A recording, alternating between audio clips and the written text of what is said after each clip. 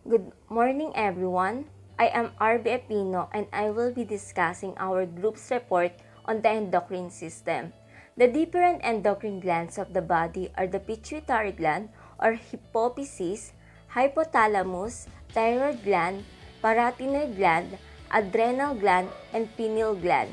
They secrete and synthesize hormones directly into blood and lymph capillaries, and they are all ductless.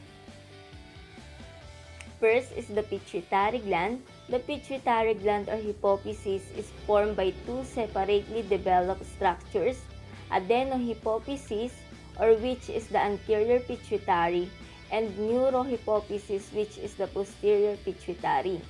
These structures came from the development of an unpacketing known as the hypophyseal or Rux pouch. Adenohypophysis is divided into pars distalis, pars intermedia, and pars tuberalis. It consists of the largest pituitary gland, which is the pars distalis, that has chromopyle and chromophobe. Chromopyle is further subdivided into acidophil and basophil cells. The acidophil or alpha cells include somatotrope that secretes somatotropin or growth hormone, and mammotrope that secretes prolactin for lactation. On the other hand, basophil or beta cells are composed of thyrotropes that secrete thyroid-stimulating hormone, corticotropes that secrete adrenocorticotropic, gonadotropes that produce follicle-stimulating hormone, and luteinizing hormone. FSH in female promotes growth and maturation of ovarian follicles. FSH in males promotes spermatogenesis in the testes. LH in promotes spermatogenesis in the testes. LH in females promotes the final maturation of ovarian follicles and secretion of estrogen and progesterone from the corpus luteum. In males, LH maintains and stimulates the interstitial cells in the testes to produce testosterone. Chromophobe, on the other hand, does not secrete any hormone because it only serves as a reserve for chromopyle. Pars intermedia is located at the posterior lobe of this gland. However, it produces its own hormone called melanocyte-stimulating hormone or MSH that is responsible for skin pigment. Pars tuberalis or impundibulum surrounds the neural stalk located at the posterior lobe of pituitary gland. No hormone secretion in this part of the gland. Next is the hypothalamus, which is composed of hypothalamic nuclei divided into paraventricular and supraoptic nuclei. Oxytocin is released from the paraventricular nuclei. During labor, this hormone is released to induce strong contractions of smooth muscles in the uterus, resulting in childbirth. In the supraoptic nuclei, it secretes antidiuretic hormone or ADH that is responsible for increasing water permeability in the distal convoluted tubules and collecting tubules of the kidney. Third is the thyroid gland, which is composed of thyroid follicles surrounded by follicular cells responsible for the productions of thyroid hormones in the thyroid gland. They are controlled by thyroid-stimulating hormone or TSH released from the adenohypophysis. Also, follicular cells secrete T3 and T4 that have an effect on metabolism. Low amounts of T3 and T4 causes hypothyroidism or slow metabolism, while high amounts of T3 and T4 results in hyperthyroidism or fast metabolism.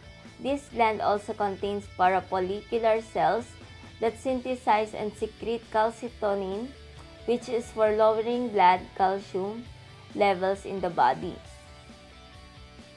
Fourth is the parathyroid gland. It consists of two parenchyma cells called principal cells and occipital cells. Only the principal cells have hormone secretion of parathyroid hormone or PTH, which increase the blood of serum calcium level. Fifth, the adrenal gland or formerly suprarenal gland is divided into two parts. adrenal cortex, and adrenal medulla. The adrenal cortex is under the influence of the pituitary gland hormone, adrenocorticotropic hormone. It is derived from mesodermal cells where it synthesizes and releases three types of steroids: the mineralocorticoids, glucocorticoids, and androgens. The production of mineralocorticoid is seen in the zona glomerulosa. It is for the increase of sodium reabsorption in the kidney and increased potassium excretion into urine. The production of glucocorticoids is seen in zona fasciculata. This occurs in response to stress. Steroid hormones are also seen in this layer, where it treats inflammatory responses. The last layer, which is the zona reticularis, produces a sex hormone called dihydroepiandrosterone and cortisol. In the adrenal medulla, there are chromatin cells that release catecholamines, epinephrine, and norepinephrine.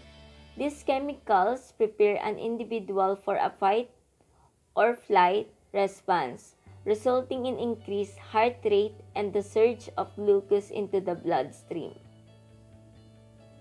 Lastly is the pineal gland or epiphysis cerebri. It consists of connective tissue and blood vessels. It also has brain sands known as corpora arenacea that serve as its marker. This gland is derived from glial cells and pinealocytes, mainly for the production of melatonin, which affects the sleep and wake cycle of a person. First, the pancreas. It is a double gland organ. It uses acinar cells for the production of digestive juices. The islet of Langerhans in the endocrine part of the pancreas that is responsible for secretion of hormones.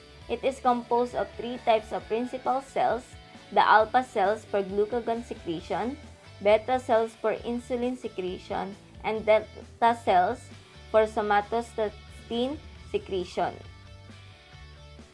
Next, it is the testis, which is a double gland organ because it works as both cytogenic and endocrine glands. As a cytogenic gland, it produces sperm cells, and as an endocrine gland, it produces testosterone.